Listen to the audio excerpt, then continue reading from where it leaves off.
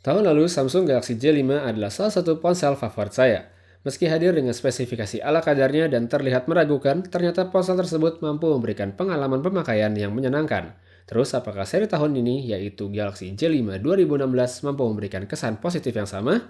Halo semua, ketemu lagi dengan saya Putu Reza dan ini adalah Samsung Galaxy J5 2016.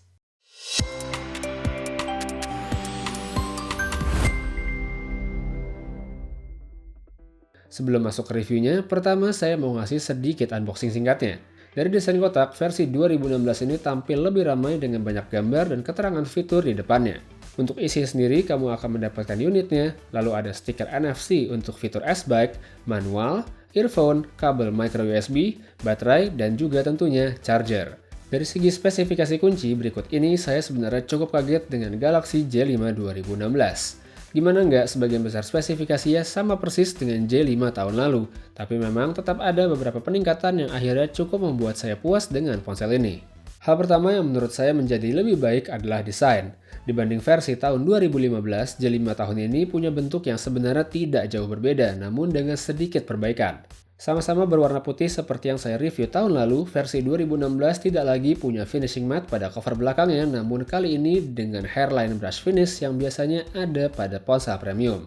Material plastik masih tetap dipertahankan oleh Samsung, hanya saja kali ini ponselnya punya rangka berbahan metal yang memberikan kesan premium dan solid saat berada di tangan, jadi nggak terasa murah-murah banget.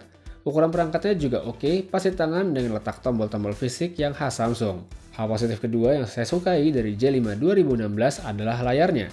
Ukurannya tahun ini meningkat dari yang sebelumnya 5 inch menjadi 5,2 inch dengan resolusi yang sayangnya masih HD 720p. Ini tentunya bukan hal bagus buat kamu yang mengidamkan HP dengan layar Full HD.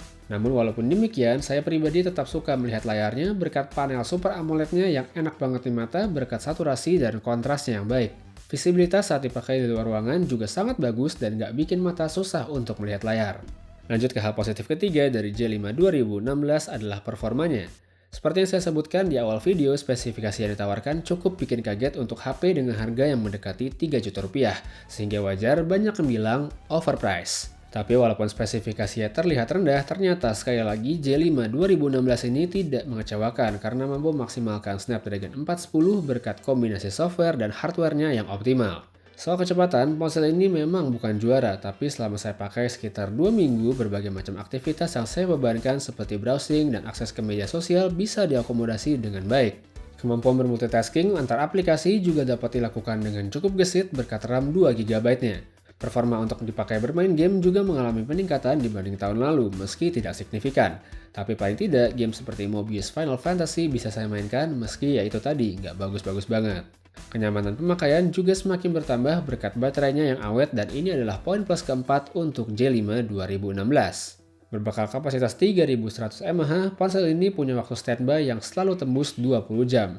Screen on time-nya pun juga panjang dengan kisaran 4 hingga 5 jam. Lalu satu poin terakhir yang saya suka dari J5 2016 adalah adanya fitur S-Bike.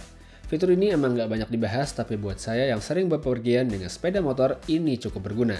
Saat mode ini diaktifkan, setiap ada orang yang menelpon kamu, mereka akan mendapatkan informasi kalau kamu sedang berkendara, seperti berikut ini.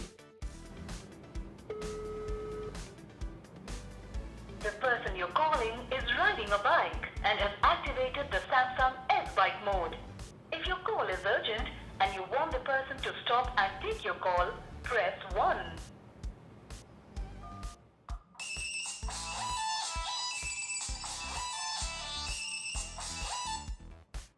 Kenapa ini berguna? Karena dengan begitu saya tahu kapan telepon tersebut benar-benar penting dan memaksa saya harus menepi, dan kapan telepon tersebut bisa saya jawab lain kali. Setelah beberapa hal yang saya sukai, kini giliran apa-apa saja yang menurut saya menjadi poin minus dari J5 2016. Yang pertama adalah soal sensor. Nggak ngerti juga kenapa Samsung begitu pelit untuk sektor yang satu ini. Memang, soal sensor sebenarnya bukan sesuatu yang vital dan krusial untuk semua orang, tapi paling tidak seharusnya Samsung bisa memasang lebih banyak sensor pada ponselnya yang satu ini. Selanjutnya adalah tentang kamera. Pada J5 2016, Samsung tidak banyak melakukan perubahan. Resolusi kamera belakang masih sama persis dengan J5 2015, yaitu 13 megapiksel dengan f1.9.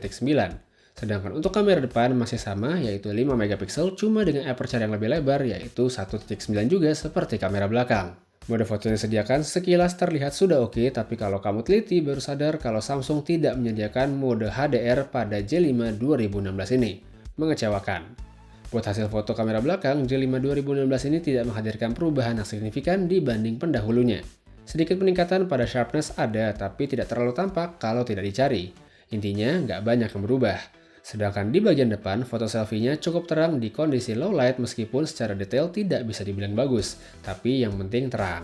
Overall, J5 2016 ini adalah penerus yang bisa dikatakan cukup sesuai untuk meneruskan versi tahun lalu. Performa yang diberikan tetap bagus ditambah lagi dengan baterainya yang awet. Sayangnya di sektor kamera, Samsung tidak memberikan perbaikan yang signifikan dan menurut saya ini mengecewakan. Lalu apakah dengan harganya yang hampir 3 juta ponsel ini layak beli? Buat saya jawabannya iya jika kamu adalah orang yang tidak masalah dengan spesifikasi ala kadarnya dan mementingkan kenyamanan pemakaian. Namun buat kamu para geek, saya sudah duga kalau akan banyak yang tetap berpendapat J5 2016 ini overpriced, jadi silahkan cari HP yang lain. Baiklah, sekian review saya kali ini untuk Samsung Galaxy J5 2016. Terima kasih sudah nonton dan semoga bisa menjadi referensi yang baik untuk kamu. Saya Putra Reza pamit dan sampai ketemu lagi di video selanjutnya. Have a nice day!